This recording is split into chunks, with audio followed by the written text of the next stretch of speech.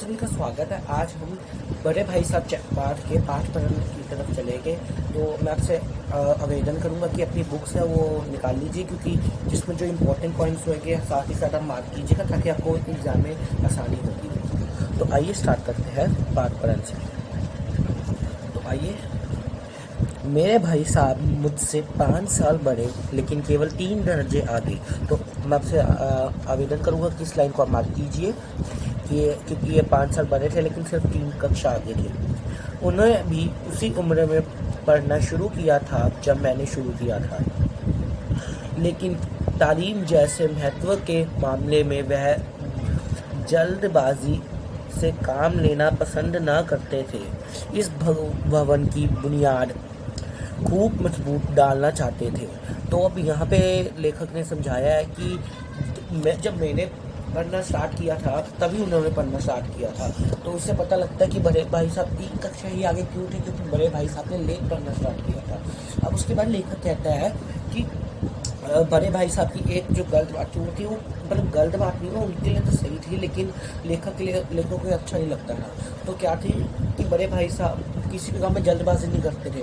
वह अपनी जो बुनियाद थी, जो बेस था, जब उन्होंने पढ़ना स्टार्ट किया था उसको स्ट्रॉन्ग करना चाहते थे। तो है तो ये अच्छी बात, लेकिन लेखक को ये बुरा लगता था क्योंकि उसके कारण उसके बड़े भाई साहब पीछे रह गए। 1 साल का काम 2 साल में करते थे। तो अब लेखक कहता है कि वो 1 साल का काम 2 साल में करते थे। तो यहाँ पे ये लाइन मार्क कर लीजिए आप। आगे पढ़ते हैं। कभी कभी 3 साल भी लगा देते थे, यहाँ तक कभी कभी 3 साल भी लगा देते थे। बुनियाद पुख्ता न हो तो मकान कैसे पायदार बने। तो अब लेखक वही कहते कि अगर बेस स्ट्रॉन्ग नहीं होगा तो हम आगे पढ़ने में हमें दिक्कत आएगी। तो इसलिए कहते थे कि हमें बेस स्ट्रॉन्ग रखना चाहिए। मैं छोटा था, वह बड़े थे। मेरी उम्र 9 साल की थी, वह 14 साल के थे। तो ये लाइन बहुत इंपॉर्टेंट है। लेखक की उम्र थी 9 साल और भाई साहब की उम्र थी 14 साल। ये लाइन भी आप मार्क कर लीजिए। उन्हें मेरी तंबीही और निगरानी का पूरा और जन्मसिद्ध अधिकार था। तो अब लेखक कहता है कि वो हर वक्त मेरे ऊपर निगरानी रखते थे और उनका ये जन्मसिद्ध अधिकार है क्योंकि वो मुझसे बड़े हैं। और मेरी शालीनता इसमें थी कि उनके हुक्म का कानून समझूं। तो अब वो लेखक कहते हैं कि मेरी भलाई इसी में थी, शालीनता मतलब भलाई इसी में थी कि मैं उनके हुक्म का जो उन पर नज़र रखते हैं मैं उसका पालन करूं। वो मुझे को समझाते हैं तो मैं उस बात को समझूं। तो आगे बढ़ते हैं। वह स्वभाव से बड़े अध्ययनशील थे।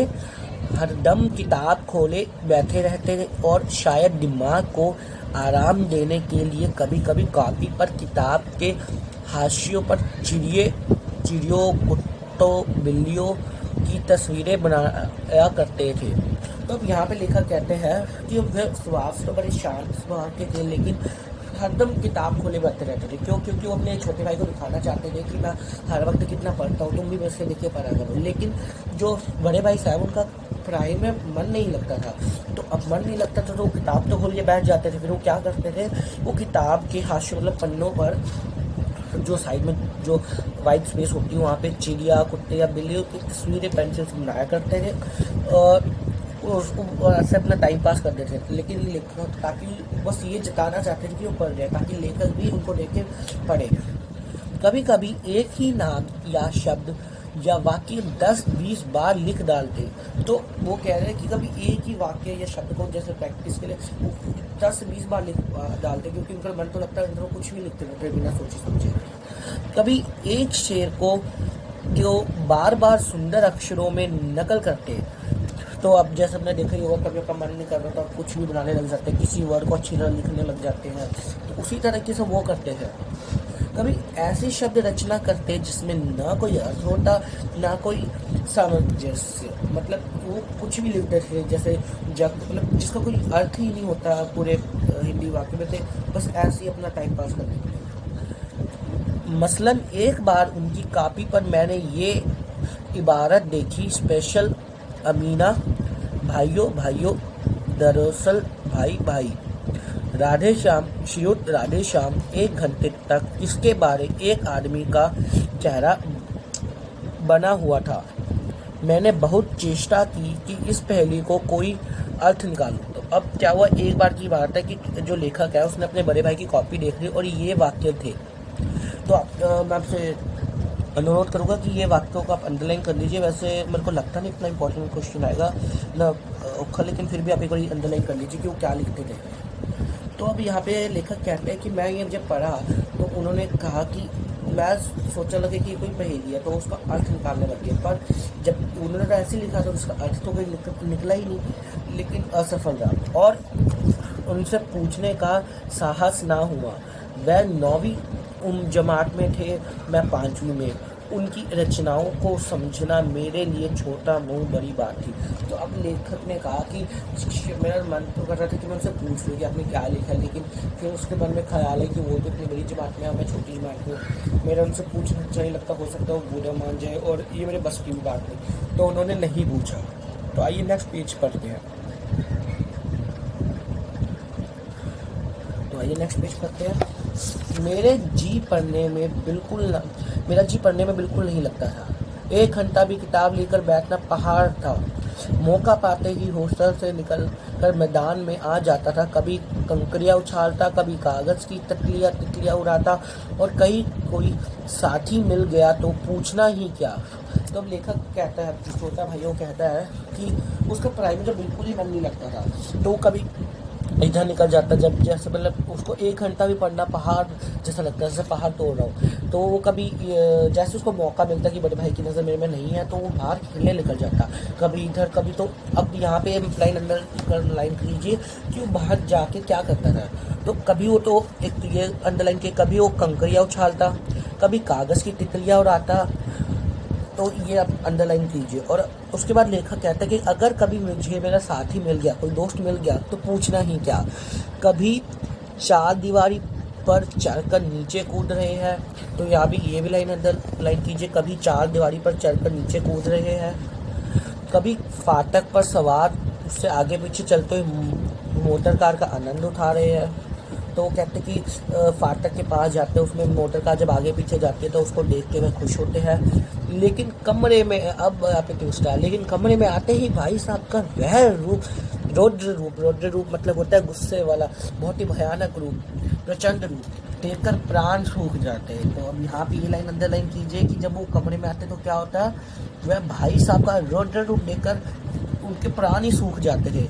उनका भाई साहब का पहला सवाल यही होता था, कहाँ थे। तो ये भी लाइन अंडरलाइन कीजिए कि भाई साहब क्या सवाल पूछते थे, तो उन्हें कहाँ थे। हमेशा यही सवाल इसी ध्वनि में हमेशा पूछा जाता था। और इसका तो यहाँ से हमें पता लगता है कि लेखक अक्सर बाहर भाग जाता था जब जैसे उसको टाइम मिलता था। इसका जवाब मेरे पास केवल मौन था। तो लेखक कहते हैं कि हर वक्त मैं हमेशा मौन खड़ा हो जाता था जब भी ऐसी परिस्थिति होती थी। ना जाने मेरे मुंह से ये बात क्यों ना निकलती कि ज़रा बाहर खेल रहा था। तो अब लेखक सोचता कि मैं क्यों नहीं बोल देता कि मैं बाहर ही तो खेल रहा था। मेरा मौन कह देता था कि मुझसे अपराध स्वीकार है और भाई साहब के लिए उसका सिवा और कोई इलाज ना था।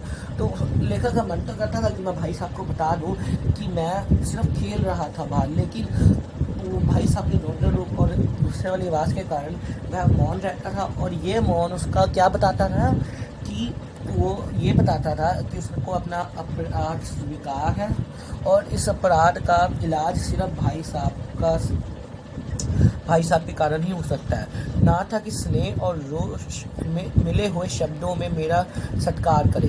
तो अब यहाँ पे कि बाद में क्या बताया लेखक ने कि इसका इलाज क्या था कि भाई साहब के लिए उसका सिवा और कोई इलाज ना था कि उनके स्नेह और रोष से मिले हुए शब्दों, मतलब बीच में गुस्से वाली भी और प्यार भरे शब्द से उसका सत्कार करे। तो ये लाइन आप अंडरलाइन कीजिए, स्नेह और रोष, ये आप अंडरलाइन कर लीजिए। चलो आइए नेक्स्ट पेज मतलब नेक्स्ट पैराग्राफ करते हैं, इसका नेक्स्ट पैरा। तो आइए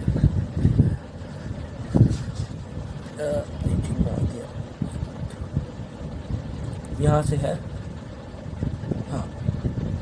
इसी तरह अंग्रेजी पढ़ोगे तो जिंदगी भर पढ़ते रहोगे और एक फर्क ना आएगा। मतलब अब उन्होंने कहा है कि अगर तुम इसी तरह अंग्रेजी पढ़ोगे, अभी नेक्स्ट पैरा स्टार्ट हो गया यहाँ पे। वो अंग्रेज़ी पढ़ रहे थे लेखक, लेकिन अब बड़े भाई साहब आके क्या बोलते हैं कि अगर तुम इस तरह अंग्रेज़ी पढ़ोगे तो ज़िंदगी भर पढ़ते रहोगे, एक फ़र्क ना आएगा, मतलब कुछ नहीं समझोगे। अंग्रेज़ी पढ़ना कोई हंसी खेल नहीं है। तो अब वो बता रहे कि अंग्रेज़ी पढ़ना बहुत मुश्किल है, कि जो चाहे पढ़ ले, नहीं ऐरा गैरा पिट्ठू गैरा सभी अंग्रेज़ के विद्वान हो जाते हैं। तो कह रहे कि अब कुछ भी पढ़ने से कोई भी नट्ठू गैरा ऐरा गैरा अंग्रेज़ों के विद्वान नहीं हो जाते। अंग्रेज़ी बहुत टफ है। यहाँ रात दिन आँखें फोड़नी पड़ती है और खून जलाना पड़ता है। तो वो कह रहे हैं अंग्रेज़ी पढ़ने के लिए रात दिन आँखें फोड़नी पड़ती है, मतलब आँखें खोल कर पढ़ना पड़ता है और अपना खून जलाना पड़ता है। तो ये लाइन भी आप अंडरलाइन कर लीजिए, आँखें फोड़नी पड़ती है, खून जलाना पड़ता है। तब कहीं यहाँ विद्या आती है, तो तब जाके ये थोड़ा अंग्रेज़ी पढ़नी आती है। और आती क्या है, हाँ कहने को आ जाती है, बड़े विद्वान भी शुद्ध अंग्रेज़ी नहीं लिख सकते। तो अभी आप कहते हैं कि इतनी मेहनत करने के बाद भी जो तुम्हें थोड़ी बहुत अंग्रेज़ी आती है वो थोड़ी बहुत ही है, वो पूरी अंग्रेज़ी नहीं है। यहाँ तक कि जो बड़े बड़े विद्वान हैं जिन्होंने इतने साल परिश्रम किया है, वो भी अभी तक शुद्ध अंग्रेज़ी नहीं लिख पाते। उनसे भी कोई ना कोई गलती ही हो जाती है।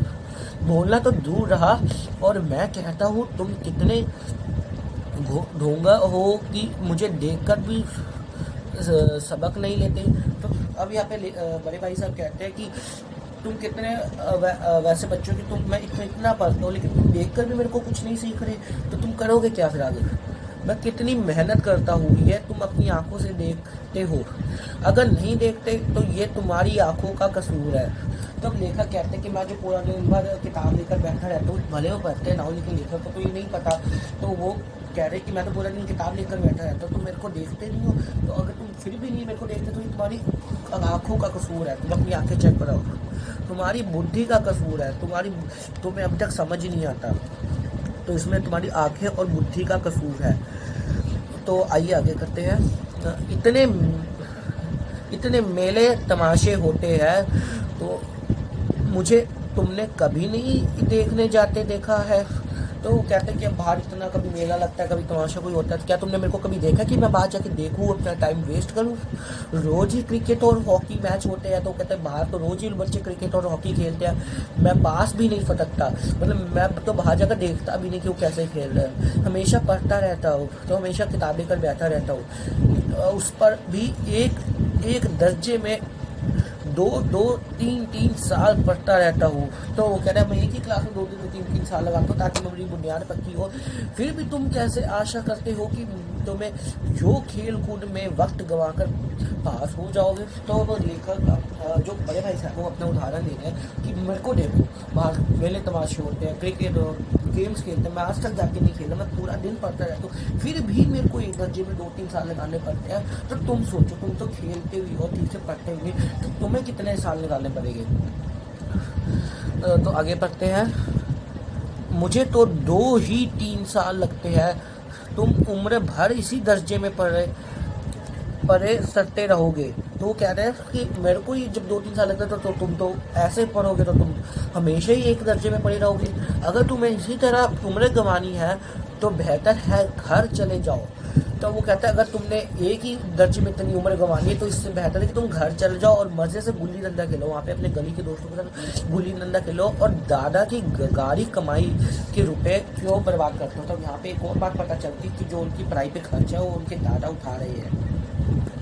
तो यहाँ पे ये वाली आप लाइन अंडरलाइन कर लीजिए कि लेखक गुस्से में उसको कहाँ जाने को कहते हैं, तो वह उसे घर चले जाने को कहते हैं और वहाँ मज़े से गुल्ली डंडा खेलने को कहते हैं, और कहते हैं कि अपने दादा की गाड़ी कमाई ना वेस्ट करो। तो ये आप अंडरलाइन कर लीजिए।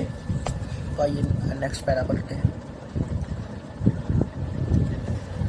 मैं ये लतार सुनकर आंसू बहाने लगता। अब लेखक कहता है कि मैं ऐसी बातें सुनकर मेरी आंखों से आंसू आ जाते। जवाब ही क्या था इस बात का, अपराध तो मैंने किया मतलब अब लेखक कहता है कि मैंने अपराध तो किया है, तभी भाई साहब मेरे को इतना सुना रहे हैं, लताड़ कौन सहे। तो इतनी जो घड़ी पुष्टि बातें हैं ये कौन सहे।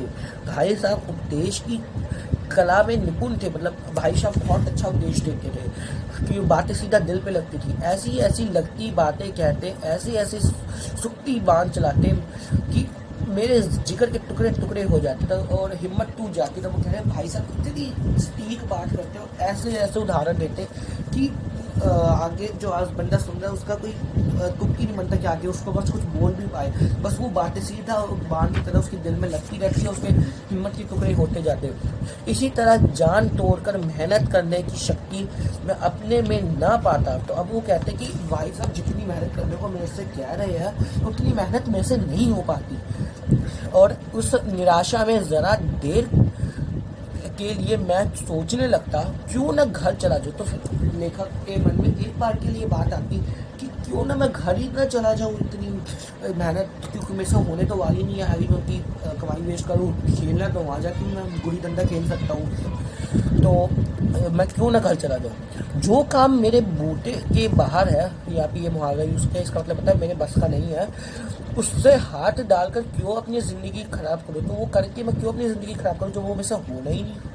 मुझसे अपना मूर्ख रहना मंजूर है। वो कहता मेरे को मूर्ख रहना मंजूर है, मैं लेकिन उतनी मेहनत ना, मुझसे तो चक्कर आ जाता। तो लेखक अब कहता है कि मैं मूर्ख रह लूँगा, बिना पढ़े रह लूँगा, इलिटरेट रह लूँगा, लेकिन मुझसे इतनी मेहनत तो नहीं होने वाली, क्योंकि वो जानता है क्योंकि मुझसे तो उसको इतनी मेहनत का नाम सुन के चक्कर आ जाता। लेकिन घंटों 2 घंटों के बाद निराशा के बादल फट जाते। तो वो कह रहे घंटे 2 घंटे वो निराश रहता, ये सब बातें सोचता, फिर वो बादल सज जाते, तो उसकी मन से निराशा खत्म हो जाती।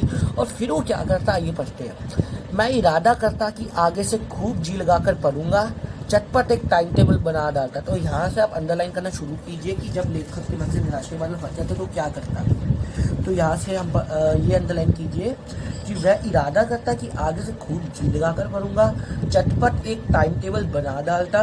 वो एकदम से एक टाइम टेबल बना देता कि मैं इस टाइम ये करूँगा, इस टाइम ये सब्जेक्ट पढ़ूंगा, बिना पहले से नक्शा बनाए कोई स्कीम तैयार कैसे काम कैसे शुरू करूँ। तो वो सोचता है कि अब अगर मेरे को अच्छी तरह पढ़ना ही है तो मेरे को एक प्लान तो बनाना ही पड़ेगा। तो प्लान के टाइम टेबल बनाता है।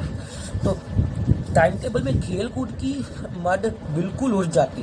तो अब इस टाइम टेबल जो बनाता है उसमें खेल कूद का वो कोई समय नहीं छोड़ती कि मैं कोई भी टाइम नहीं खेलूंगा, क्योंकि वो तब जोश में भरा होता है। प्रातःकाल 6 बजे उठना, मुँह हाथ धोकर नाश्ता करे पढ़ने बैठना। तो वो कहता है प्रातःकाल 6 बजे उठ के मैं मुँह हाथ धो के नाश्ता करके पढ़ने बैठूंगा।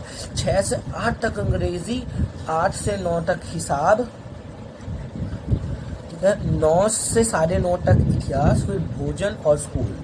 3:30 बजे स्कूल से वापसी होकर आधा घंटा आराम, 4 से 5 तक भूगोल, 5 से 6 तक ग्रामर, आधा घंटा हॉस्टल के सामने ही टहलना, 6:30 से 7 अंग्रेजी कंपोजिशन, फिर भोजन करके 8 से 9 तक अनुवाद, 9 से 10 तक हिंदी, 10 से 11 तक विविध विषय, फिर विश्राम। तो अब ये इसका टाइम टेबल था। तो अब मैंने आपको कहा था जहाँ से आपने अंडरलाइन करना, उम्मीद आपने अंडरलाइन किया होगा। तो अब वो ये आप टाइम टेबल देख सकते हैं कि इस टाइम टेबल में कोई जगह उसने खेलने की नहीं छोड़ी। हाँ, बस वो थोड़ा आराम या टहलना है, पर उसने खेलने के लिए कोई इसमें टाइम नहीं फिक्स किया। तो इससे पता लगता है उसका जोश बढ़ गया। पर अब यहाँ पे ट्विस्ट क्या आएगा, आइए ट्विस्ट जानते हैं। मगर टाइम टेबल बना लेना एक बात है, उस पर अमल करना दूसरी बात है। तो अब यहाँ पे बात आती है कि टाइम टेबल बन कर ले, टाइम टेबल बनाने से ही कुछ नहीं होता है, उसको उस पर अमल भी करना पड़ता है। पहले ही दिन उसकी अवहेलना शुरू हो जाती, तो मतलब पहले ही दिन वो उसको फॉलो ही नहीं करता, मतलब उस जिस दिन ना हो तो उसी दिन उसको फॉलो नहीं कर रहा, तो आगे क्या करेगा। मैदान की वह सुखद हरियाली, तो अब उसको मैदान में जो वो हरे हरे पेड़ और पत्ते वो याद आते हैं, हवा के हल्के हल्के झोंके, फुटबॉल की वह उछल कूद, कबड्डी के वह दाव घाट, वॉलीबॉल की वह तेजी और फुर्ती, मुझसे अज्ञात और अनिवार्य रूप से खींच ले जाती, और वहाँ से जाते ही मैं सब कुछ भूल जाता। तो अब वो कहते हैं कि ये सब खेलों की मेरे को आवाज़ें आती हैं और मेरे को बहुत आकर्षित करती है और मेरे को टाइम टेबल ना फॉलो होता और मैं भाग जाता हूँ, मैं इसको आकर्षित करके मेरे को ले जाती है। तो मुझे अज्ञात और अनिवार्य रूप से खींच लेने जाती, मतलब वो उसको आकर्षित करती है और वो चला जाता और अपने टाइम टेबल को फॉलो नहीं करता। वह जानलेवा फजीहत हाँ सॉरी वह जानलेवा टाइम टेबल, वह आंख फोड़ पुस्तकें, किसी की याद ना रहती। तब जब वो खेलने की आवाज़ें आती तो वो जानलेवा टाइम टेबल, जो इतना औखर से टाइम टेबल बनाया, आंख फोड़ पुस्तकें, इतनी मोटी मोटी पुस्तकें, उसको कोई किसी की सुध ना रहती, उसको बस फिर खेल याद रहता और वो खेलने चला जाता। भाई साहब को नसीहत और फजीहत का अवसर मिल जाता, तो अब भाई साहब को फिर से उसको डांटने का अवसर मिल जाता। मैं उनके साए से भागता, मतलब मैं उनके आसपास भी नहीं बनता, उनकी आंखों से दूर रहने की चेष्टा करता, मतलब ताकि मैं उनकी आंखों में ना आऊँ, उनकी नज़र मेरे पे ना पड़े। कमरे में इस तरह दबे पाँव आता कि उन्हें खबर ना हो, तो वो कमरे में इस तरह का आता कि उनको खबर भी ना हो, उनको पता ही ना चले, ताकि मैं उनकी डांट ना पड़े। उनकी नज़र मेरी ओर अटी और मेरे प्राण निकले, मतलब जैसे उनकी नज़र अगर पड़ गई तो वही बस मेरे प्राण तो गए, क्योंकि अब वो मेरे को छोड़ने नहीं वाले। हमेशा सिर पर एक नंगी तलवार सी लटकी मालूम होती, मतलब एक इनविजिबल तलवार लटकी होती, वो होती भाई साहब की नज़र। अगर भाई साहब की नज़र पड़ गई तो बस काम हो गया। फिर भी जैसे मौत और विपत्ति के बीच भी आदमी मोह और माया के बंधन में जकड़ा रहता, मतलब इतनी विपत्ति आने के बाद भी वो कह रहा आदमी मोह माया के बंधन में जकड़ा रहता। मैं फटकार और गरकिया खाकर भी खेल कूद का तिरस्कार ना कर सकता था। वो कह रहा कि भाई चाहे इंसान पे जितनी मर्जी वो आ जाए, इसमें प्रॉब्लम आ जाए या कोई विपत्ति आ जाए, लेकिन वो संसारिक मोह माया का त्याग नहीं करता। वैसे ही भाई साहब पीछे जितनी मर्जी फटकार सुन ले, जितना मर्जी वो डांटे, वो खेल कूद का त्याग नहीं करता। तो आइए अब सेकंड पार्ट जो इसका स्टार्ट है वो उस पार्ट का वो स्टार्ट करते हैं। तो आइए अब सेकंड पार्ट से स्टार्ट करते हैं। सालाना इम्तिहान हुआ, भाई साहब फेल हो गए, मैं पास हो गया और दर्जे में प्रथम भी आया। मेरे और उनके बीच में केवल 2 साल का अंतर रह गया था, मतलब कक्षा के अनुसार।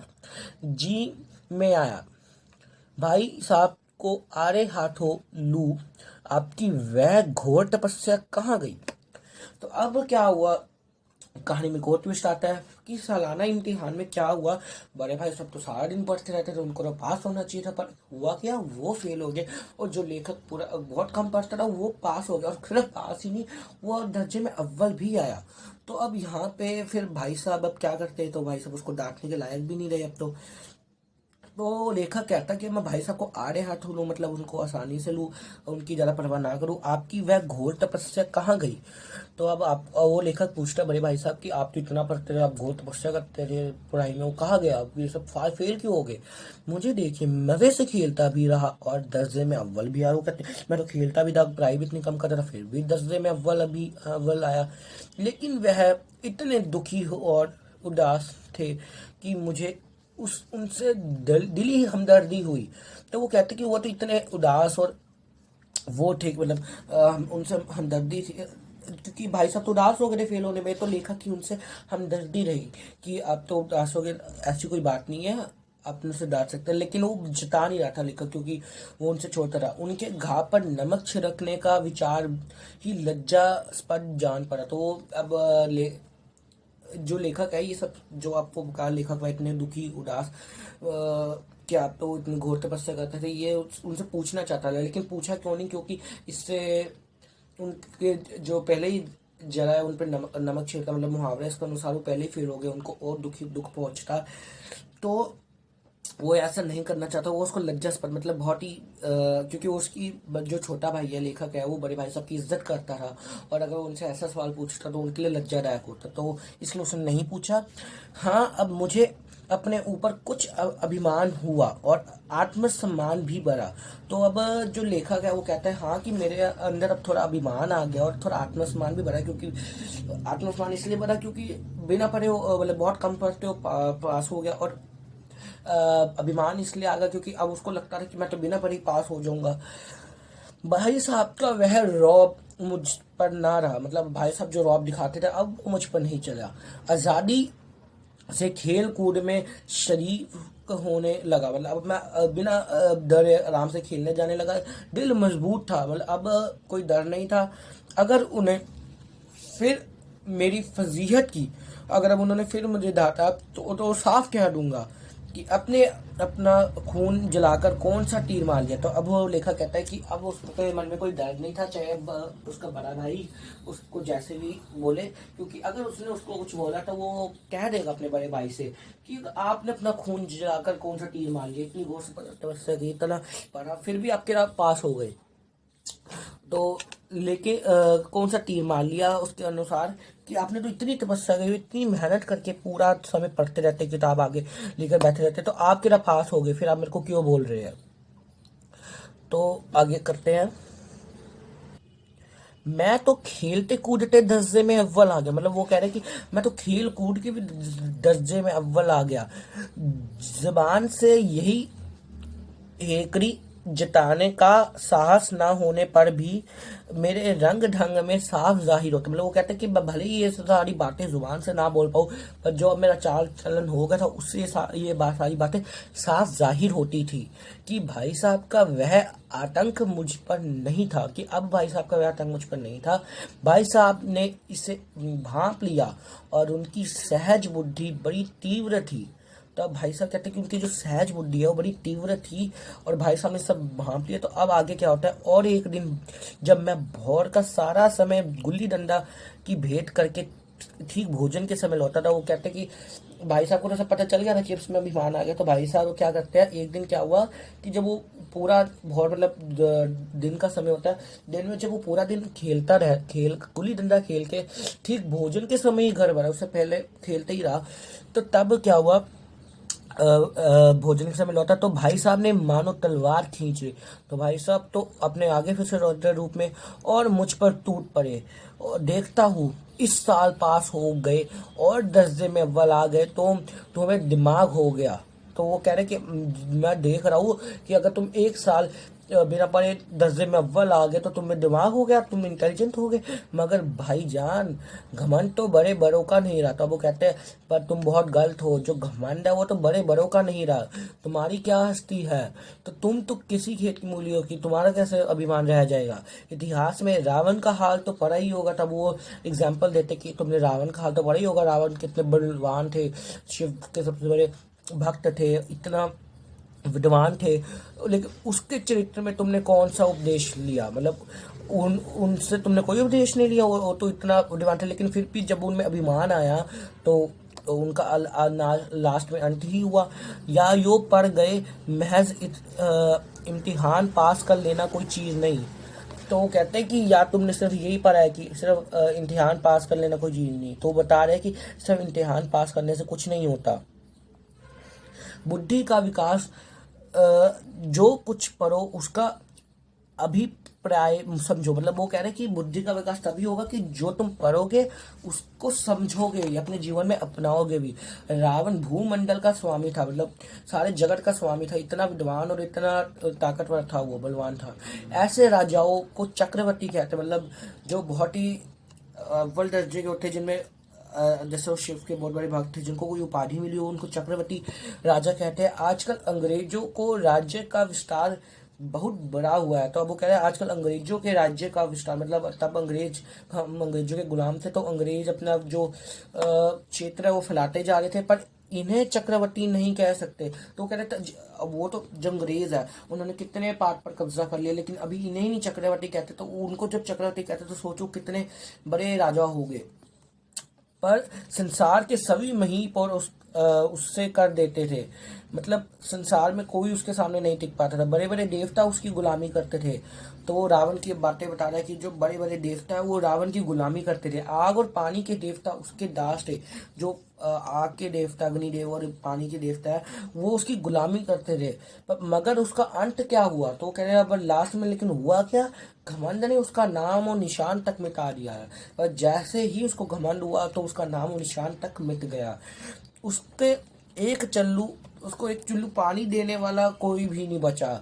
उसके सारे जो भक्त थे सब खत्म हो गए। आदमी और जो कुकर्म करे पर अभिमान ना करे, तो कह रहे आदमी चाहे कोई भी कुकर्म कर ले लेकिन अभिमान ना करे, क्योंकि अभिमान का अंत बहुत बुरा होता है। कि ईश्वर का उससे बढ़कर सच्चा भक्त कोई नहीं है, है ही नहीं। तब वो कह रहे हैं, एक मिनट शायद मैं गलत आगे आ गया, हाँ थोड़ा सॉरी मैं थोड़ा आगे आ गया। तो हमने यहाँ से पढ़ना था, उसे एक चुल्लू भर पानी देने भी कोई नहीं बचा पर अभिमान, तो वो कह रहे अभिमान किया और दीन दुनिया से गया। तो वो कह रहे जैसे ही रावण ने अभिमान किया, वो दीन दुनिया मतलब दुनिया का ना रहा, वो भगवान को प्यारा हो गया। शैतान का हाल भी पढ़ा ही होगा, तो कह रहे तुमने शैतान के बारे में पढ़ा होगा। उससे यह अभिमान हुआ था कि ईश्वर का उससे बढ़कर सच्चा भक्त कोई नहीं है, है ही नहीं। तो अब वो कह रहे कि तुमने शैतान के बारे में पढ़ा होगा। उसको क्या अभिमान था कि ईश्वर का उससे बड़ा सच्चा भक्त, मतलब शैतान एक, आपने शायद नहीं पढ़ी होगी उसकी कहानी, तो वो ईश्वर का बहुत बड़ा भक्त था और उसको अभिमान होगा कि मुझसे बड़ा भक्त कोई है ही नहीं। अंत में ये हुआ कि स्वर्ग और नर्क में धकेल दिया गया। तो वो कह रहे अंत में उसके अभिमान के कारण क्या, वो स्वर्ग में था पहले तो, लेकिन स्वर्ग से नर्क में धकेल दिया गया। शाहरुम ने भी एक बार अहंकार किया था। तो ये सारी लाइनें अंडरलाइन कर लीजिए कि किस किसने अहंकार किया था और उस बड़े भाई साहब ने कैसे समझाया। तो अभी यहाँ पे थर्ड एग्जांपल जो आ रही है वो आ रही है शाहरुम की। शाहरुम ने भी एक बार अहंकार किया था, भीख मांग मांग कर मर गया। तो उसको क्या हुआ, लास्ट में उसको भीख भीख मांग मांग कर मरना पड़ा। तुम्हें तो अभी केवल एक दर्जे पास किया है और अभी से तुम्हारा सिर फिर गया। तो वो कह रहा तुमने तो सिर्फ एक ही दर्जा पास किया और अभी से तुम्हें इतना अभिमान हो गया, तो तुम्हारा आगे जाकर क्या होगा। तो ये समझ लो कि तुम अपनी मेहनत से नहीं पास हुए, अंधे के हाथ बटेर लग गई। तो कह रहे तुम ये मत समझो कि मैं अपनी मेहनत से पास हुआ हूँ, ये तुम मेहनत से पास नहीं हो, ये तो बस तुम्हारा लक काम कर गया। और अंधे के हाथ बटेर मतलब लगना मतलब सडनली कुछ बहुत अच्छा हो जाना, तो तुम्हारे बस लक काम कर गया इस बार। मगर बटेर केवल एक बार हाथ लगते, तो कह रहे लक एक ही बार काम करता है, हर वक्त काम नहीं करता, बार बार नहीं लग सकती। कभी गुल्ली डंडे से भी अंधा चोट निशाना पड़ जाता है। तो कह रहा है कभी गुल्ली डंडे से भी कोई अंधा निशाना मार जाता है, पर हमेशा ऐसा नहीं होता। इससे कोई सफल खिलाड़ी नहीं हो जाता। एक बार निशाना अच्छा मारने से कोई सफल खिलाड़ी नहीं हो जाता। सफल खिलाड़ी तो वह है जिसका कोई निशाना खाली ना जाए। तो वो होगा सही मायने में सफल खिलाड़ी जिसका एक भी निशाना खाली ना जाए। तो अब लेखक इसको समझा रहे हैं कि तुम अभिमान ना करो। तो और ये सारी उदाहरणें देते हैं कि एक बार कुछ करने से तुम्हें तो अभिमान होगी तो बहुत गलत बात है, एक बार बनने से कुछ भी नहीं होना चाहिए, तो लक काम कर गया। अब जो जैसे लेखक जो बड़े भाई साहब उदाहरणें देते कि इतने बड़े बड़े राजाओं को जब अभिमान हो तो उनका कुछ नहीं बचा, तुमने तो अभी किया ही क्या जो तुम्हें अभिमान हो गया। तो वो कहते हैं कि तुम अभिमान ना करो। तो आइए नेक्स्ट पैरा पढ़ते हैं। तो आइए आगे बढ़ते हैं। मेरे फेल होने पर मत जाओ, मेरे दर्जे में आओगे तो दांतों पसीना आ जाएगा। अब अलजेब्रा और ज्योमेट्री के लोहे के चने चिबाने पड़ेंगे। तो अब बड़े भाई साहब कहते हैं कि तुम अपने मेरे दर्जे को मत देखो कि मैं फेल हो गया, मैं 9वीं जमात में हूँ। और जब तुम 9वीं जमात में आओगे तब वो बताते हैं कि तुम्हें क्या क्या कठिन कार्य करने पड़ेंगे। सबसे पहले तो वो बताते हैं कि जो अलजेब्रा और ज्योमेट्री है वो इतनी मुश्किल है कि जैसे तुम लोहे के चने चबा के देखो तो तुम्हारे दांत पीस जाएंगे, वैसे ही अलजेब्रा और ज्योमेट्री बहुत मुश्किल है। और उसके बाद भी तुम्हें सिर्फ इतना ही नहीं, उसके बाद तुम्हें इंग्लिश टान का इतिहास पढ़ना पड़ेगा। ये वो पुरानी स्टोरी है, तो तब अंग्रेज़ों का शासन था, तो तब अंग्रेज़ों का इतिहास पढ़ाया जाता था। तो अंग्रेज़ों का इतिहास बहुत कठिन था। क्यों? क्योंकि बादशाहों के नाम याद रखना आसान नहीं है। अब क्यों नहीं है? क्योंकि तब क्या होता था, एक ही राजा मतलब एक जो बादशाह होता था, किंग होता था, उसके बाद जो उसका बेटा होता था और फिर जो किंग बनते थे उन सबका नाम सेम होता था, सिर्फ आगे नंबर आता था हेनरी 1 हेनरी 2। वैसे इन्होंने कहा 8 हेनरी हो गुजरे, मतलब 8 हेनरी राजा थे, कोई हेनरी 1 कोई हेनरी 2। अब कौन सा कांड यानी कौन सा इवेंट किस हेनरी के समय में हुआ, ये क्या ये याद कर लेना आसान समझते हो? तो वो कहते हैं कि अब कौन सा कांड किस हेनरी के समय में हुआ, क्या तुम्हें आसान लगता है? हेनरी 7वें की जगह हेनरी 8वां लिखा और सब नंबर गया है। तो वो कहते हैं कि तुमने अगर 60 की जगह 8 भी लिख दिया, एक नंबर फालतू, तो सब नंबर गया, कोई नंबर नहीं मिलेगा, सफा चट। सिफर सिर्फ सिफर भी ना मिलेगा, मतलब कुछ भी नहीं, एक नंबर भी नहीं मिलेगा। सिफर भी हो किस ख्याल में, तो कहते हैं तुम किस ख्याल में हो। दर्जनों तो जेम्स हुए, मतलब जेम्स भी तब राजों के नाम चलते थे कि दर्जनों तो जेम्स हुए, 12 जेम्स हुए, दर्जनों विलियम, करोड़ों चार्ल्स। दिमाग चक्कर खाने लगता है, मतलब एक ही नाम के अलग अलग राजा, तो तुम हमेशा कंफ्यूज हो जाओगे। आंधी रोग हो जाते हैं, आंधी रोग हो जाते हैं, अलग अलग रोग हो जाते हैं। इन अभागों को नाम भी ना जुड़ते थे, तो तब नाम भी याद करना बहुत मुश्किल था। एक ही नाम के पीछे दोयम, सोयम, चारूम, पंचुम लगते चले जा गए, मतलब एक ही नाम के पीछे कास्ट अलग अलग। मुझसे पूछते तो 10 लाख नाम बता देता। तो कहते तुम्हें नाम नहीं मिल रहे थे, तुम मुझसे पूछ लेते, मैं तुम्हें से ज़्यादा नाम बता देता। एक ही नाम के अलग अलग राजा क्यों रखे। और अब वो बताती है, तो इंग्लिश स्टान का हो गया। अब बताते कि ज्योमेट्री तो बस खुदा ही बना, तो कहते हैं ज्योमेट्री तो तुम बस पूछो ही ना। अब ज की जगह ज ब लिख दिया, मतलब तुमने सिर्फ ऑर्डर चेंज कर दिया और सारे नंबर कट गए, एक भी नंबर नहीं मिलेगा। कोई इन निर्दय मुमतियानों में नहीं पूछता कि आखिर अबज और अजब में क्या फ़र्क है। तो कहते हैं कोई नहीं पूछेगा, बस अगर तुमने एक की अजब की जगह अगर तुमने उसका ऑर्डर चेंज करके अजब भी लिख दिया तो तुम्हारे सारे नंबर गए। और व्यर्थ की बात के लिए क्यों छात्रों का खून करते हो, तुम बेकार की बातों के लिए क्यों हमारा खून कराते हो। दाल भात रोटी खाई या भात दाल रोटी खाई, इसमें क्या रखा है। तो वो कहते हैं कि अगर तुम जिंदगी में दाल भात रोटी की जगह भात दाल रोटी खा लो तो कोई फर्क नहीं पड़ेगा, पर वहां पे तुमने हल्का सा भी इधर उधर किया तो बस सारे नंबर गए। मगर इन परीक्षाओं को क्या परवाह, वह तो वही देखते हैं कि पुस्तक में जो लिखा है। तो अब तो आपको पता ही होगा आजकल का हमारा कैसा मॉडर्न ज़माना पहले से बढ़िया हो गया कि अब हम समझ के जो लिखा है अगर वो सही होता है तो हमें मार्क्स मिल जाते हैं। पर तब क्या था, जो बुक में लिखा है, तब बुक इज़ द बाइबल, चाहे उसमें गलती लिखो, अगर तुम वो नहीं लिख के आए, थोड़ा सा भी फेर फेर की, तो वही सारे नंबर गए। चाहते हैं कि लड़के अक्षर अक्षर रट डाले, तो वो कहते कि वो चाहते कि जो स्टूडेंट्स है वो एक एक अक्षर रट डाले, और इसी रटन का नाम शिक्षा रख छोड़ा है। तो और इसी को एजुकेशन कहते हैं, ये काहे की एजुकेशन है। और आखिर इन बेसिर पैर की बातों को पढ़ने से क्या फ़ायदा, वो कहते हैं जब समझ ही नहीं आ रहा तो ये रटने का क्या फ़ायदा। तो या आगे बढ़ते हैं।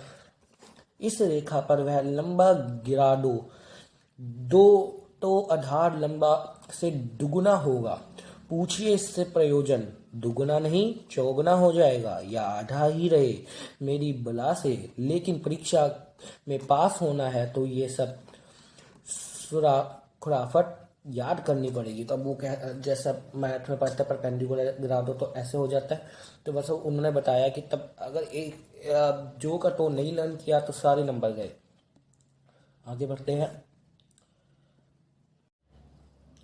कह दिया समय की पाबंदी पर एक निबंध लिखो जो 4 पन्नों से कम ना हो। अब आप कापी सामने खोले, कलम हाथ में लिए, उसके नाम को रोइए। तो अब वो कहते हैं कि हमें तो समय पर की पाबंदी, ऐसे ऐसे टॉपिक्स पर निबंध लिखना पड़ता था, और वो भी 1-2 पन्नों का नहीं, पूरे 4-4 पन्नों का। तो तब हम ऐसे कॉपी सामने खोले, कलम हाथों में लिए, उसके नाम को रोते रहते थे। कौन नहीं जानता कि समय की पाबंदी बहुत अच्छी बात है, इससे आदमी के जीवन में संयम आ जाता है, संयम आ जाता है, दूसरों का उस पर स्नेह होने लगता है और उसके कारोबार में उन्नति होती है। लेकिन इस ज़रा सी बात पर 4 पन्ने कैसे लिखे। तो अब आप वो कहते हैं कि हाँ हमें तो पता है कि जो समय की पाबंदी है अच्छी है, अगर वो हम सब समय के पाबंद रहे तो हमारे कारोबार में वृद्धि होगी, हमें सब प्यार करेंगे। लेकिन वो कहते हैं हमें ये सब बातें तो पता है, लेकिन इस बातों को विस्तार में लिख के हम 4 पन्ने कैसे भरे। जो बात एक वाक्य में कही जा सके उसे 4 पन्नों में लिखने की ज़रूरत। तो वो कहते हैं कि अब जो बात एक वाक्य में कही जा सकते हैं तो उसे 4 पन्नों में हम लिखे, तो लिखे कैसे। मैं तो इसे हिमाकत कहता हूँ। ये तो समय की किफ़ायत नहीं बल्कि उसका दुरुपयोग है। तो अब लेखक कहता है कि ये तो अच्छा ही नहीं है। हम हमें समय की पाबंदी पर लेख लिखना, लेकिन यहाँ पे तो ये लेख लिखने में हमारा समय का दुरुपयोग हो रहा है, हमारा टाइम वेस्ट हो रहा है कि व्यर्थ में किसी बात को ठूंस दिया जाए। हम चाहते हैं आदमी को जो कुछ कहना हो चटपट कह दे और अपनी राह ले, मगर नहीं, आपको 4 पन्ने रंगने पड़ेंगे चाहे जैसे लिखिए, और पन्ने भी पूरे फुल स्केप आकर दे। ये छात्रों पर अत्याचार नहीं तो क्या है। तब वो कहते हैं कि अब जो बातें सरल वाक्यों में कही जा सकती है, कुछ वाक्यों में, तो अब उस पर टाइम वेस्ट करके हम 4 पन्नों का हमें लिखना ही पड़ेगा, उसके लिए कोई दूसरा ऑप्शन नहीं है। और वो भी हमें पूरा पन्ना लिखना पड़ेगा, नीचे कोई लाइन नहीं छोड़नी पड़ेगी। तो आइए आगे पढ़ते हैं। अनर्थ तो ये है कि कहा जाता है संक्षेप में लिखो। समय की पाबंदी पर संक्षेप में एक निबंध लिखो जो 4 पन्नों से कम ना हो। ठीक, संक्षेप में तो 4 पन्ने हुए, नहीं शायद 100-200 पन्ने लिखवाते। तेज भी दौड़िए और धीरे भी। मैं उल्टी बात है या नहीं, बालक भी इतनी सी बात समझ सकता है, लेकिन इन अध्यापकों को इतनी तमीज भी नहीं। उस पर दावा है कि हम अध्यापक हैं। मेरे दर्जे में इन अध्यापकों को आओगे लाला तो ये सारे पापड़ बेलने पड़ेंगे। तब वो अपने छोटे भाई को कहता है कि जब तुम मेरे दर्जों में आओगे तो तब तुम्हें भी ये सब झेलना ही पड़ेगा, तुम्हें भी ये पापड़ बेलने ही पड़ेगी, तुम्हें भी मेहनत करनी ही पड़ेगी, और तब आटे दाल का भाव मालूम होगा। तो ये भी एक मुहावरा है, इसका मतलब होता है कि तुम्हें तब पता चल जाएगा कि कितनी मेहनत करनी पड़ती है। मेरे दर्जे मैं अव्वल आ गए मैं इस दर्जे में अव्वल आ गए तो जमीन पर पा नहीं रखते। तो कह रहा है तुम एक इस 5वीं क्लास में अगर तुम फर्स्ट आ गए तो तुम्हारे तो जमीन पे पाव ही नहीं पड़ रहे। इसलिए मेरा कहना मानिए, लाख फेल हो गया हूँ लेकिन तुझसे बड़ा हूँ। तो वो कहते हैं अब तू मेरी बात मान कि मैं भले ही फेल हो गया लेकिन तुझसे फिर भी बड़ा हूँ, संसार का मुझे तुझसे ज्यादा अनुभव है। वो कहते हैं मेरा एक्सपीरियंस इससे ज्यादा है, जो कुछ कहता हूँ उससे गिरह बांधिए। तो कहता है कि मैं जो कुछ भी कहता हूँ उसको गांठ बांध दे, उसको अच्छी तरह फॉलो कर, नहीं तो पछताएगा, नहीं तो उसको कुछ आगे जाके भुगतना ही पड़ेगा। तो आइए आगे बढ़ते हैं। स्कूल का समय निकट था, नहीं ईश्वर जाने ये उपदेश माला कब समाप्त होगी। भोजन आज मुझे निस्वाद सा लग रहा था। अब पास होने पर ये तिरस्कार हो रहा है तो फेल हो जाने पर तो शायद प्राण ही ले लिए। तो वो कह रहा है कि अगर अब छोटा भाई मनी मन ये बात भी सोच रहा है, जैसा कि मैंने पिछले वीडियो में भी बताया था कि अब उसको पास होने पर इतना सुनाया जा रहा है तो उसको लग रहा था अगर मैं गलती से फेल हो जाता तो फिर मेरा क्या ही होता। भाई साहब ने अपने दर्जे की पढ़ाई का जो भयंकर चित्र खींचा था, तो कह रहे भाई साहब ने जो इतनी बड़ी बड़ी बातें की कि उनकी पढ़ाई इतनी कठिन है, उससे मुझे भयभीत कर दिया, मतलब उसने मेरे को बहुत डरा दिया। स्कूल छोड़कर घर नहीं भागा, यही ताज्जुब है। वो कह रहा है कि इतना उन्होंने डरा दिया कि तुम बस ये शुक्र मना लो कि मैं स्कूल छोड़कर घर नहीं भागा, वरना ऐसी बातों से तो मैं कब का घर भाग गया होता डर के। लेकिन इतने तिरस्कार पर भी पुस्तकों में मेरी अरुचि जो की त्यों बनी रही। तो कहते इतनी बात सुनाने के बाद भी मैं मेरी पढ़ाई में मन नहीं लगता, फिर भी मेरी अरुचि मतलब मेरा रुचि ना होना, पर मेरी किताबों में रुचि नहीं रही, फिर भी खेल कूद का कोई अवसर हाथ से न जाने देता। वो कहता है इतना होने के बाद भी मैं खेल कूद में अपना पूरा ध्यान लगाए रखता, एक भी अवसर ना जाने देता। पढ़ता भी मगर बहुत कम। तो कहते हैं मैं पढ़ाई तो करता पर बहुत कम, बस इतना कि रोज टास्क पूरा हो जाए और दर्जे में जलील ना होना पड़े। तो कह रहे कि मैं बहुत कम पढ़ता हूँ और सिर्फ इतना पढ़ लेता हूँ कि जो होमवर्क दिया वो कंप्लीट हो जाए, और जब क्लास में जाए तो टीचर तो होमवर्क पूछे तो मैं उनको दे दूँ और मेरे को जलील ना होना पड़े, मतलब मेरी बेइज्जती ना हो। अपने ऊपर जो विश्वास पैदा हुआ था वह फिर लुप्त हो गया और फिर चोरों का सा जीवन कटने लगा। तो कहता है अब मेरे को थोड़ी दिनों के लिए जो विश्वास पैदा हुआ करते अब तो मैं बिना पढ़े पास हो जाऊंगा, वो फिर लुप्त हो गया, मतलब गायब हो गया। और फिर से मेरे को चोरों सा जीवन बचाना, मतलब भैया से डर डर कर अपना पढ़ाई काम करना पड़ता, जब उनकी नजर नहीं होती तब चोर की तरह भाग कर खेलना पड़ता। तो आइए अब चैप्टर का 3rd भाग जो है वहां से पढ़ते हैं। फिर सालाना इम्तिहान हुआ और कुछ ऐसा संयोग हुआ कि मैं फिर पास हुआ और भाई साहब फिर फेल हो गए। तो अब फिर से एक नया ट्विस्ट, इस बार भी वही हुआ कि लेखक फिर पास हो गए और भाई साहब फिर फेल हो गए। मैंने बहुत मेहनत नहीं की, वो छोटा भाई सोच रहा कि मैंने तो इतनी मेहनत भी नहीं की, पर न जाने कैसे दर्जे में अव्वल आ गया। तो वो फिर से अव्वल आ गया, फिर से फर्स्ट आ गया। मुझे खुद अचरज हुआ। भाई साहब के प्राणांतक परिश्रम किया। तो कह रहे भाई, मेरे बड़े भाई साहब ने तो इतना परिश्रम किया, कोर्स का एक एक शब्द चाट गए, मतलब उन्होंने एक लाइन भी नहीं छोड़ी, सब कुछ पढ़ लिया था। 10 बजे रात तक इधर, 4 बजे भोर से उधर, 6 से 9:30 तक स्कूल जाने के पहले। तो वो कह रहे कि भाई साहब तो दिन भर पढ़ते ही रहते।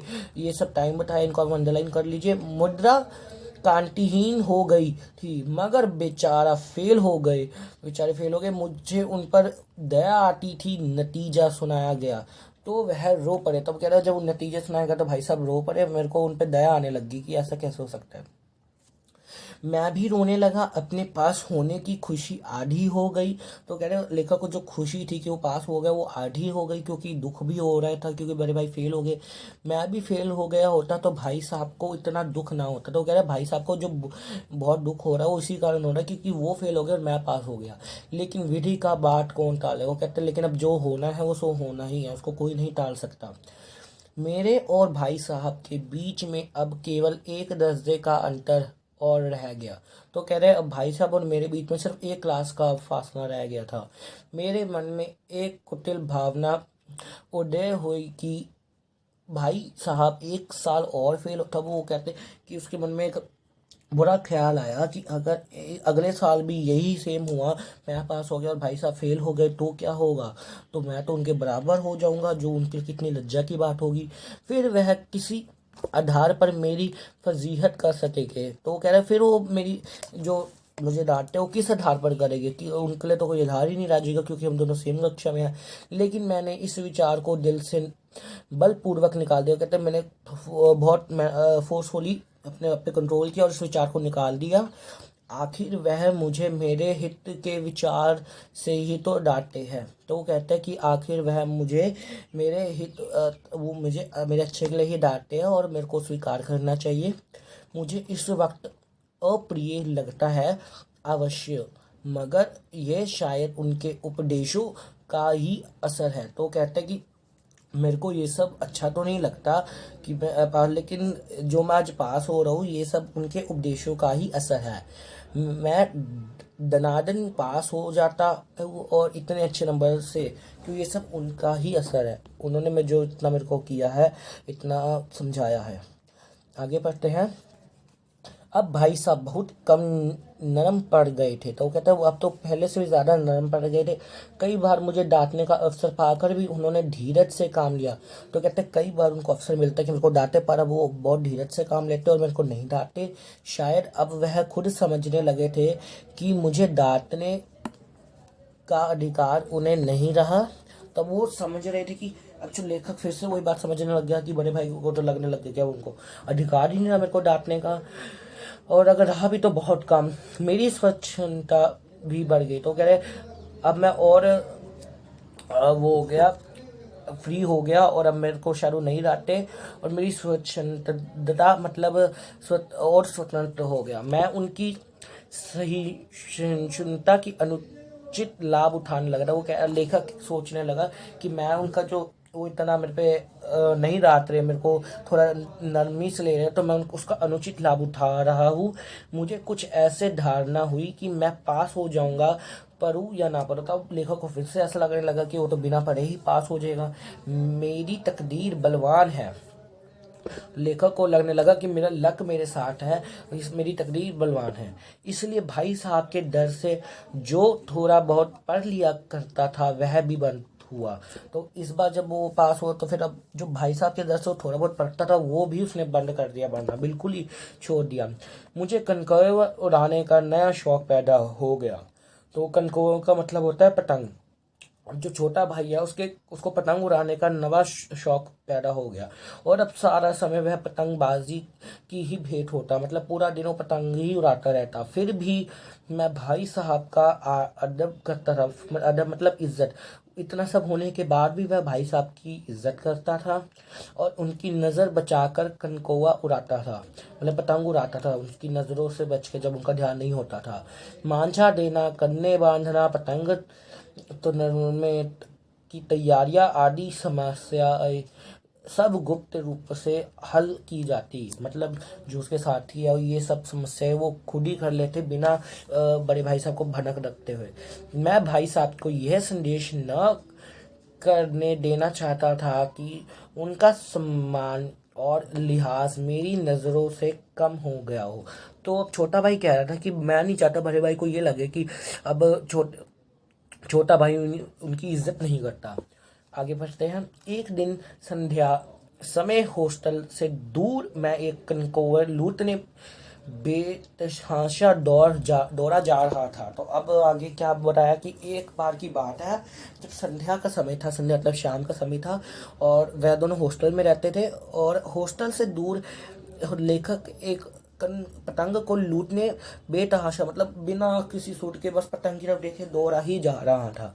आंखों आसमान की ओर, तो आंखें उस आसमान की ओर थी, वो उसको सामने कुछ नहीं दिख रहा था, वो सिर्फ आसमान में पतंग की तरफ उसकी नज़र थी, और मन उसका आकाशगामी पथिक की ओर जो मंद गति से झूमता पतन की ओर चला जा रहा था, मानो कोई आत्मा स्वर्ग से निकलकर विरक्त मन से नए संस्कार ग्रहण करने जा रही हो। तो अब वो हमें उदाहरण से बता रहा है कि वो ऐसे चला जा रहा था, मान लो कि आसमान से तो कोई देवी देवता, कोई आत्मा ही प्रकट हो गई हो, वो बिना किसी सूद के सिर्फ पतंग के देखे सामने बढ़ा ही जा रहा था पतंग को लूटने। बालकों का पूरी सेना लग गए और झांझदार बांस लिए उनका स्वागत करने की दौड़ी आ रही थी।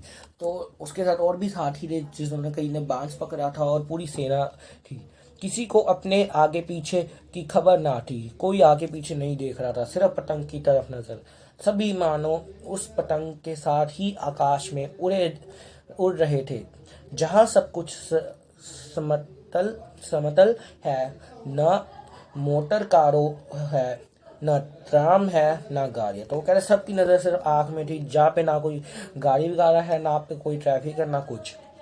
आगे पढ़ते हैं।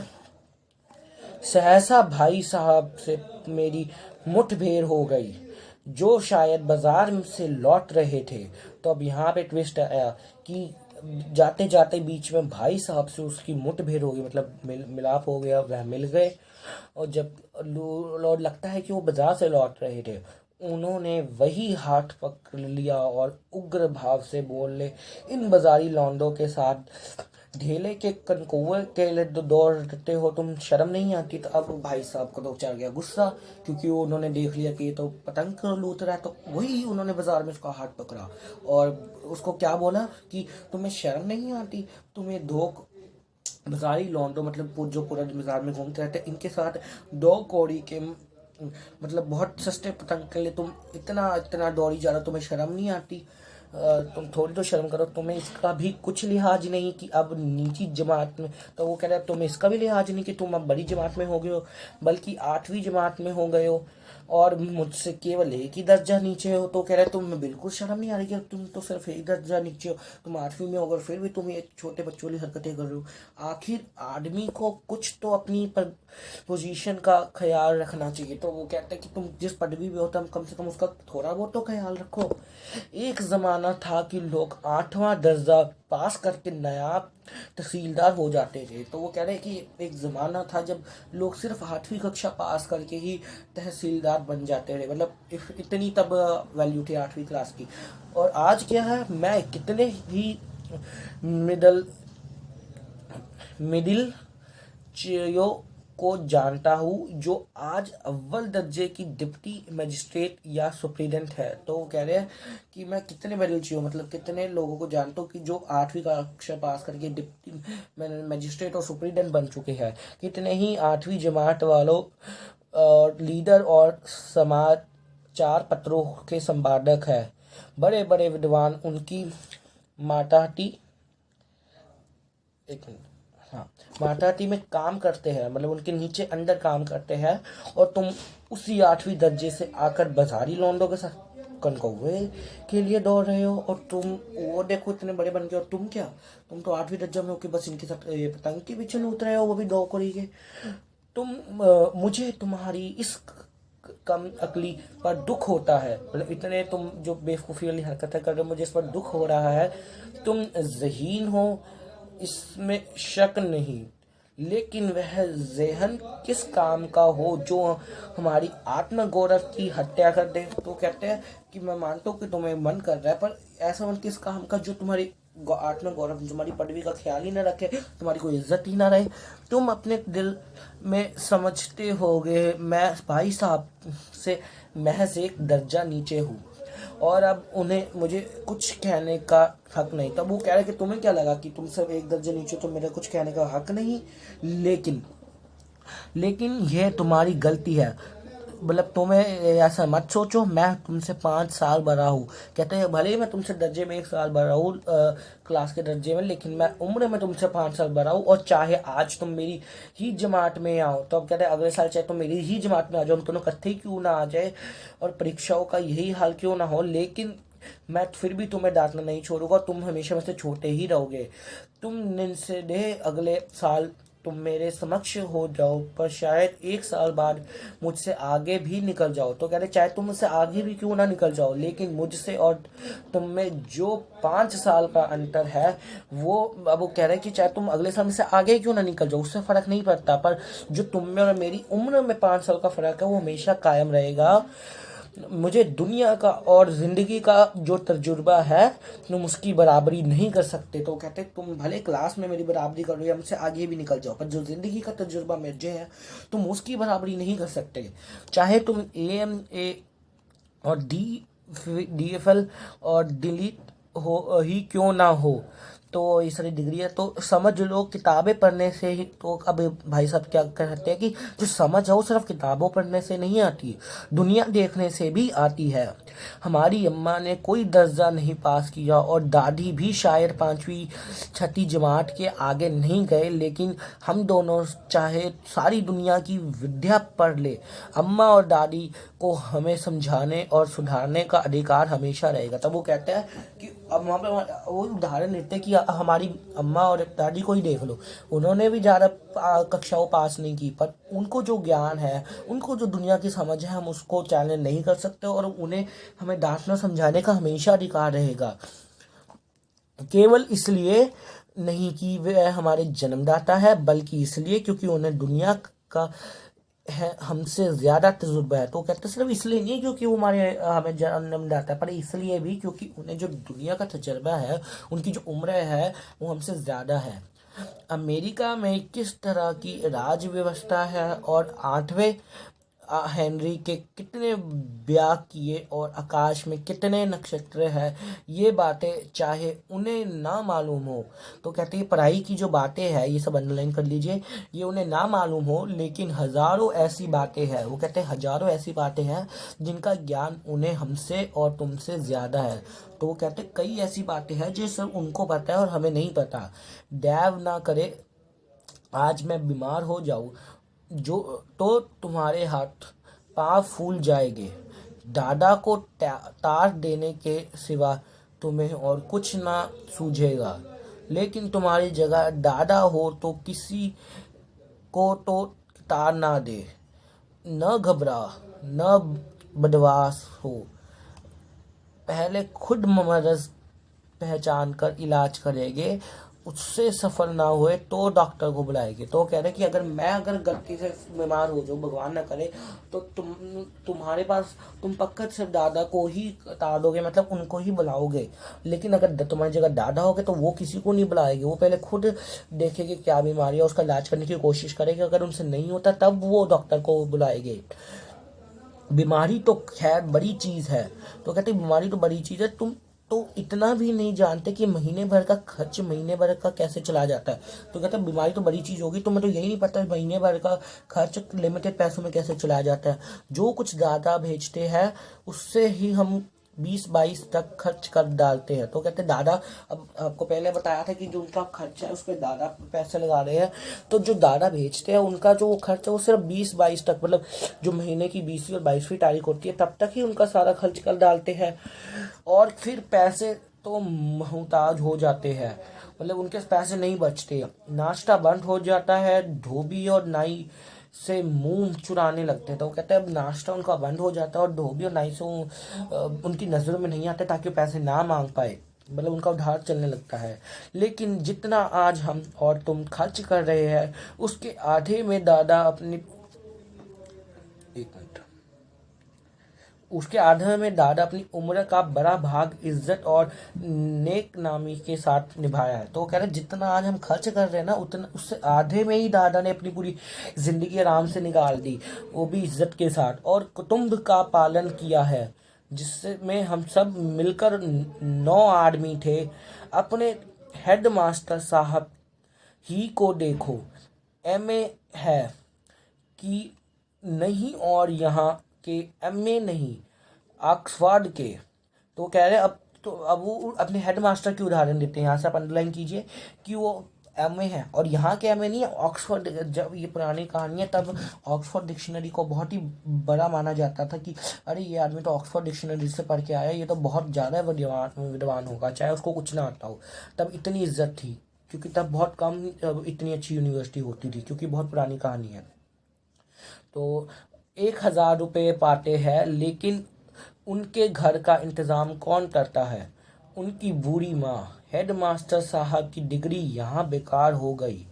पहले खुद घर का इंतज़ाम करते थे, खर्च पूरा ना पड़ता, कर्जदार रहते थे। जब से उनकी माता जी ने प्रबंध अपने हाथों में ले लिया, जैसे घर में लक्ष्मी आ गई हो। तब वो कहते कि हेडमास्टर जब ऑक्सफोर्ड डिक्शनरी से पढ़ के आए थे तब वो घर में तब उनका घर बड़ी मुश्किल से चलता था, उनको समझ नहीं आता था कैसे चलाए, कभी ये कम पड़ता था तो कभी खर्च पूरा ना पड़ता था, कर्ज उनके हमेशा कर्जदारी आते रहते थे।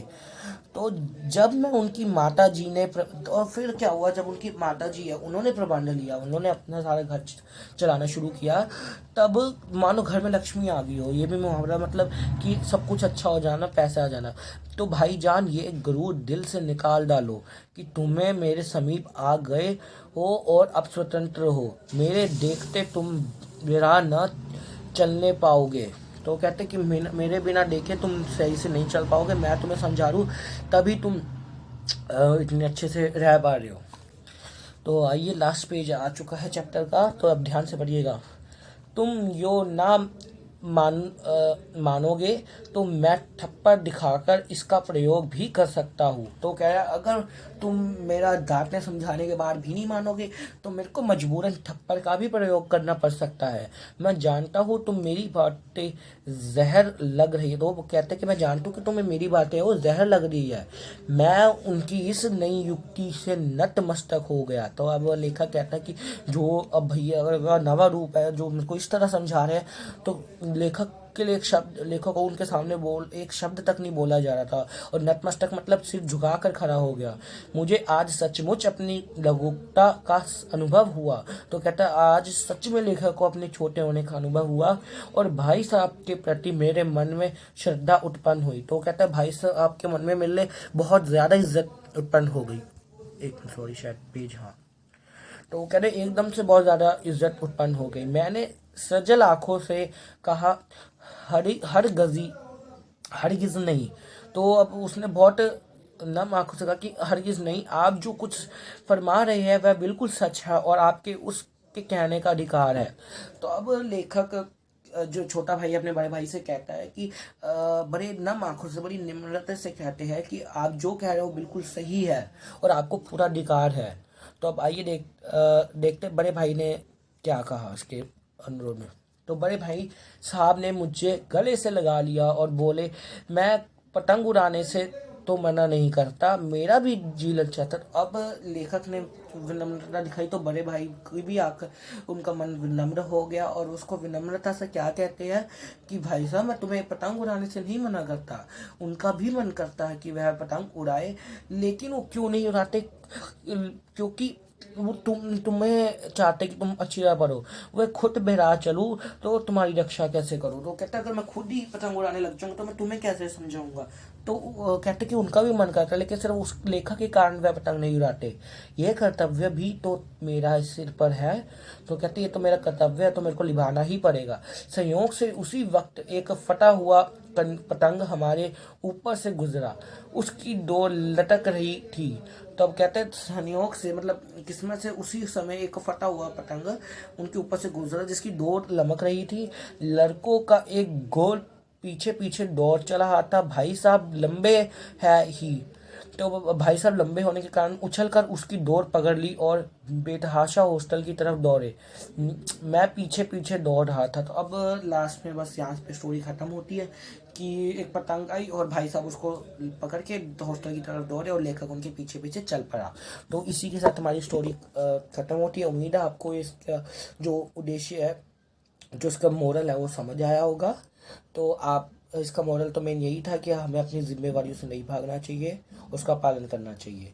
तो इसी के साथ हमारा ये चैप्टर का पाठ पढ़न खत्म होता है, और जो हमारी नेक्स्ट वीडियो है उसमें हम इस पाठ के प्रश्न डिस्कस करेंगे। मतलब प्रश्न आपको बताए जाएंगे कौन से हैं, फिर उसके बाद 2-3 छोड़ के उसके आंसर्स भी अपलोड कर दिए जाएंगे। तो थैंक यू फॉर वॉचिंग।